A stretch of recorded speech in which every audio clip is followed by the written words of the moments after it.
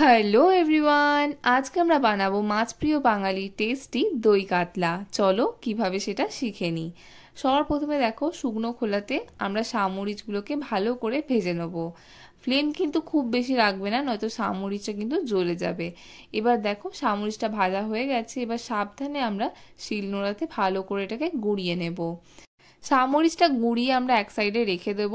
এরপর চলো next step নিয়ে নিচ্ছি আদা, রসুন আর কাঁচা লঙ্কা। আদা রসুনগুলোকে ভালো করে আমি খোলা ছাড়িয়ে নিয়েছি। আর দেখো আমি এখানে দুখানা কাঁচা লঙ্কা নিয়ে নিয়েছি।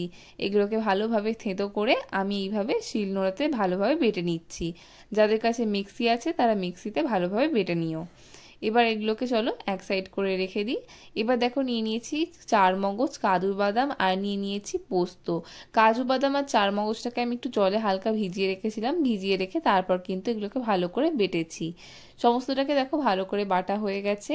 এবার দেখো নিয়ে নিচ্ছি কাতলা মাছ। কাতলা মাছগুলোকে আমি লেবুর রস মাখিয়ে রাখবো। এতে কি হবে, মাছের আঁশটে গন্ধটা ছাড়বে না।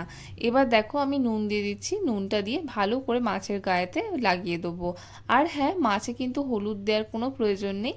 দই কাতলা বানানোর সময় মাছে কিন্তু হলুদ দেওয়া হয় না।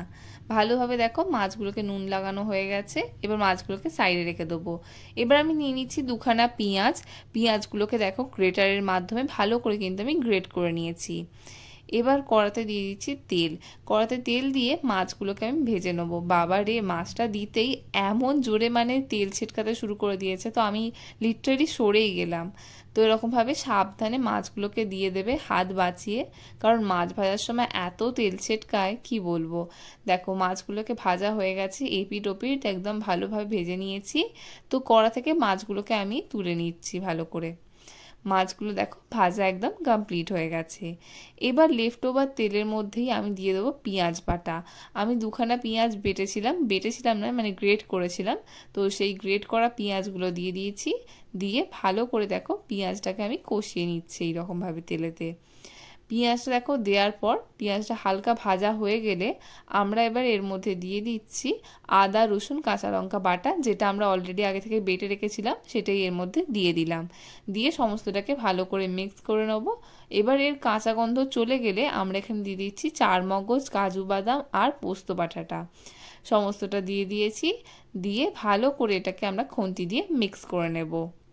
সমস্তটা মিক্স করে আমরা ভালোভাবে কিন্তু এটাকে গ্যাসের ফ্লেমটাকে বাড়িয়ে রাখবে আর খুন্তিটাকে কিন্তু কন্টিনিউয়াস চালাতে থাকবে, নয়তো কি হবে, গ্রেভিটা নিচে বসে যাবে। এবার দেখো দিয়ে দিচ্ছি টক দই। আমি টক দইটাকে কিন্তু আগে থেকে জল ঝারিয়ে রেখেছিলাম। জল ঝারিয়ে রেখে আমি এখানে টক দইটা দিয়ে দিয়েছি। আমি এখানে বড় চামচের 1 চামচ মতন টক দই দিয়েছি। এবার দেখো দিয়ে দিচ্ছি স্বাদ মতো নুন। নুন দেওয়ার পর দিয়ে দিলাম শামরিচের গুঁড়োটা। দিয়ে সমস্তটাকে ভালো করে খুন্তি দিয়ে কিন্তু মিক্স করে নেব। ভালোভাবে দেখো খুন্তি দিয়ে এরকমভাবে মিক্স করে নিচ্ছি। এবার দিয়ে দিচ্ছি অল্প করে একটু দুধ। আমি 1 হাতা আর একটুখানি মতন দুধ দিয়েছি। দুধ দিয়ে সমস্তটাকে ভালো করে কিন্তু খুন্তি দিয়ে মিক্স করে নেব। আর ফ্লেমটাকে কিন্তু বাড়িয়ে রাখবে। এই সময় গ্রেভিটা একদম ভালো করে মিক্স করে নিতে হবে। এবার গ্রেভিটা মিক্স করা হয়ে গেছে। এবার দিয়ে দিচ্ছি স্বাদ মতন চিনি। চিনি কিন্তু আমি এখানে 1 চামচের মতন দিয়েছি, ছোট চামচের। এতে কি হবে, গ্রেভির স্বাদটা একটু হালকা মিষ্টি মিষ্টি থাকবে। এই যে রান্নাটা হচ্ছে এর গ্রেভির স্বাদটা হয় মিষ্টি এবং হালকা ঝাল, যেটা পরে ফিল হয়। এবার মাছগুলো দিয়ে দেবো। দিয়ে ভালোভাবে কিন্তু এপিট ওপিট উল্টে দেবো। উল্টে দিয়ে ভালোভাবে কিন্তু এবার উপর থেকে ছড়িয়ে দেবো ঘি আর ছড়িয়ে দেবো আমরা কিন্তু গরম মশলা। এবার আমাদের রান্না একেবারে কমপ্লিট। এবার গরম গরম ভাতে সার্ভ করো এরকম সুন্দর আর টেস্টি দই কাতলা। যারা কম ঝাল খাও তারা কিন্তু এই দই কাতলাটা অবশ্যই ট্রাই করো, কারণ এটা খেতে কিন্তু একেবারেই অসাধারণ। So enjoy.